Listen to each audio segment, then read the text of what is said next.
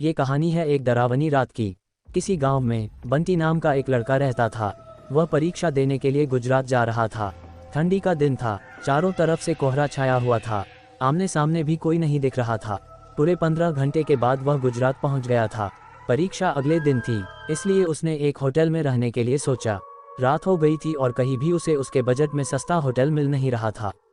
काफ़ी ढूंढने के बाद उसे एक सस्ता होटल मिला।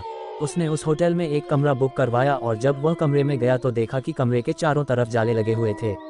ऐसा लग रहा था कि यह कमरा काफ़ी सालों से बंद पड़ा था और कमरे के अंदर का माहौल एकदम डरावना और सुनसान लग रहा था। लेकिन उसने ये सब नज़रअंदाज कर दिया और होटल से खाना मंगवाया और खा पी कर सोने चल दिया। जब वह सो रहा था तो लगभग रात के 1 बजे के करीब उसे किसी के पायल की घूंघरू की आवाज़ सुनाई दी। बंटी तुरंत नींद से उठ गया और जल्दी से खिड़की के पास गया, ये पता करने के लिए कि इतनी रात को किसकी पायल की आवाज़ सुनाई दे रही है और इस सुनसान रास्ते में कौन आधी रात को घूम रहा है, क्योंकि वहाँ होटल में बंटी और मैनेजर के अलावा कोई भी नहीं था। तो ये फिर किस औरत की पायल की आवाज़ सुनाई दे रही है। बंटी खिड़की पर काफ़ी देर तक खड़ा रहा लेकिन उसे कोई भी नहीं दिखाई दिया। फिर उसने अपने कमरे से मैनेजर को फ़ोन किया और उसे बताया कि मुझे इतनी रात को कब से किसी की पायल की आवाज़ सुनाई दे रही है, आपको भी दे रही है क्या?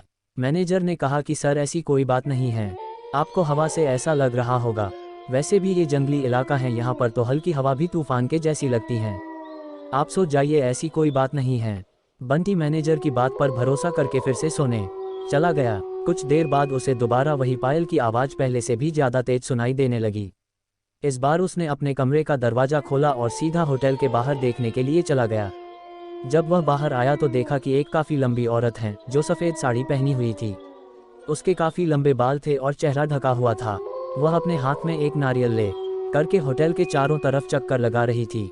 ऐसा लग रहा था कि मानो अपने पायल की आवाज़ से किसी को बुला रही हैं। बंटी दौड़कर उसके पास गया कि कौन है ये औरत जो इतनी रात को यहाँ घूम रही है, लेकिन वह तुरंत ही गायब हो गई और चारों तरफ कोहरा ही कोहरा फैल गया। बंटी भी थोड़ा घबरा गया क्योंकि जिस औरत को वह सामने से देखा था अब वो नहीं दिख रही थी। बंटी अपने होटल में वापस जाने लगा लेकिन फिर उसे दोबारा पायल की आवाज़ सुनाई देने लगी। बंटी अब उसे ढूंढते हुए जंगल की ओर जाने लगा। चलते चलते वह अपने होटल से इतनी दूर आ गया उसे पता ही नहीं चला। फिर उसने उस घने जंगल में कुछ ऐसा देखा कि उसका दिल दहल गया। उसने देखा कि उस औरत ने एक पीपल के पेड़ के नीचे 5-6 लाश रख रखी थी और बारी बारी से एक एक को नोच नोच कर खा रही थी। उसका मुंह खून से लथपथ था और चेहरा भी एकदम डरावना था। बंटी जब ये सब देखा तो उसके पैरों तले जमीन खिसक गई। ये सब नज़ारा देखते ही उसे डर के साथ साथ रोना भी आने लगा कि वह चुड़ैल अब उसे भी मार देगी, क्योंकि अपने पायल के आवाज़ से यहाँ तक तो उसे लेकर आई हैं। लेकिन उसने हिम्मत से काम लिया और हनुमान चालीसा पढ़ते पढ़ते धीरे से वहाँ से भाग गया ताकि भूत उसे देख ना ले, लेकिन भूत तो भूत होते हैं। बंटी ने जैसे ही वहाँ से भागने की कोशिश किया, वो चुड़ैल अचानक उसके सामने आ गई और उसे इशारों से अपने अड्डे पर ले जाने लगी जहाँ पर उसने लाशें रखी थी। बंटी हनुमान चालीसा का जाप करके इतनी तेजी से वहाँ से भागा कि मानो जैसे उसके अंदर किसी की शक्ति आ गई हो। भागते भागते सीधा वह अपने होटल वापस आ गया। वहाँ थोड़ी देर रुका तो उसे एक आदमी दिखाई दिया। उसे देखकर ऐसा लग रहा था कि ये अच्छा आदमी है। वह बंटी के पास आकर बोला, अरे भाई क्या हुआ तुम्हें, इतना डरे हुए क्यों हो? बंटी ने सारा किस्सा उस आदमी को सुनाया तो उसने बताया कि भाई तुम बहुत किस्मत वाले हो कि आज तुम बच गए। वो भूत किसी को भी नहीं छोड़ती और तुम इस होटल में क्या कर रहे हो? इसको तो बंद हुए काफ़ी साल हो गए।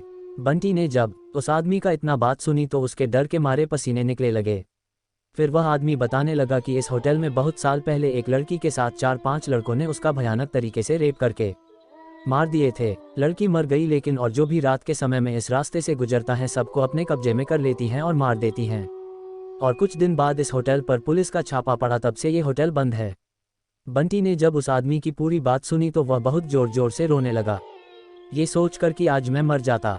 फिर उस आदमी ने बंटी को चुप कराया और बोला, चलो आज रात तुम मेरे घर रह लो, मेरा घर पास में ही है, डरो मत, अब मैं आ गया हूँ ना।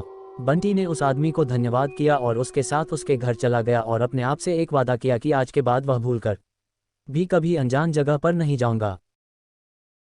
यदि आपको कहानी अच्छी लगी हो तो वीडियो को लाइक करें और ऐसी वीडियो सुनने के लिए चैनल को सब्सक्राइब कर लीजिए।